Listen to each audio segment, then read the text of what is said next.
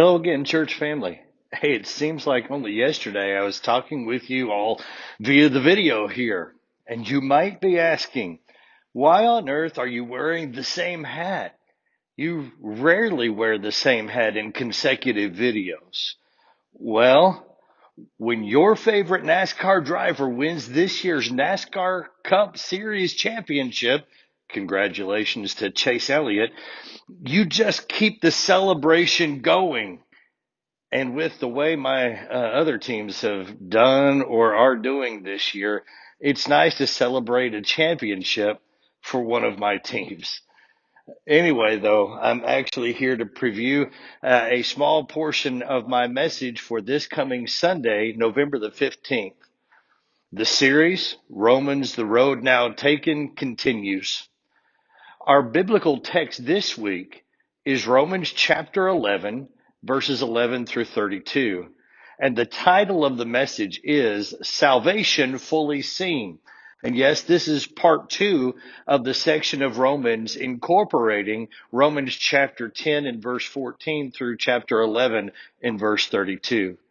Now, when I talk about salvation being fully seen, I'm not talking about finally understanding that salvation is a work of God accomplished by Jesus on the cross and rising from the grave. What I am saying and believe is the point Paul is making in Romans chapters 9 through 11, and very intentionally in much of chapters 10 and 11 that we've been looking at recently.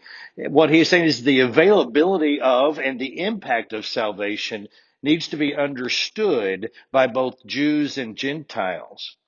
In a few key verses, included here in a challenging illustration in our text, Paul sets forth an important reminder and warning to the Gentile members of the church in Rome. They might be starting to, or maybe already had been, feeling they were one up on the Jewish believers and Hebrew people around them in Rome. To this, Paul writes in Romans chapter 11, verses 17 through 20. Now, if some of the branches were broken off, and you, though a wild olive branch, were grafted in among them, and have come to share in the rich root of the cultivated olive tree, do not boast that you are better than those branches. But if you do boast, you do not sustain the root, but the root sustains you. Then you will say, branches were broken off so that I might be grafted in. True enough, they were broken off because of unbelief. But you stand by faith. Do not be arrogant, but beware. God's grace is not a point for self-aggrandizing pride.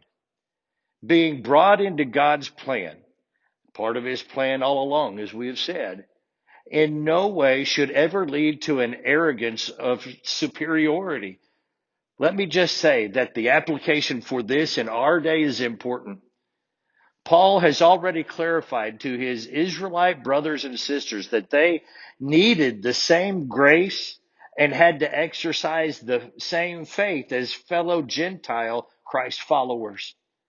In the verses I just quoted, Paul says to Gentile believers, don't assume that the cutting off of Israelite branches and God grafting you in gives you any greater status in this church or any understanding of the church with a capital C of our Lord.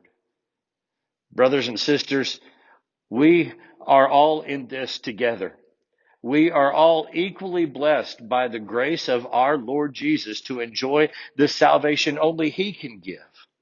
We are also equally enabled by Christ, working in us to produce the hope of glory befitting His name. Once again, I look forward to seeing many of you this Sunday in person for worship at 10 a.m. I am also very thankful to be able to be seen by many of the rest of you via live stream at the same time this Sunday as well. And as always, keep on keeping on for Jesus by grace alone. We'll see you all soon.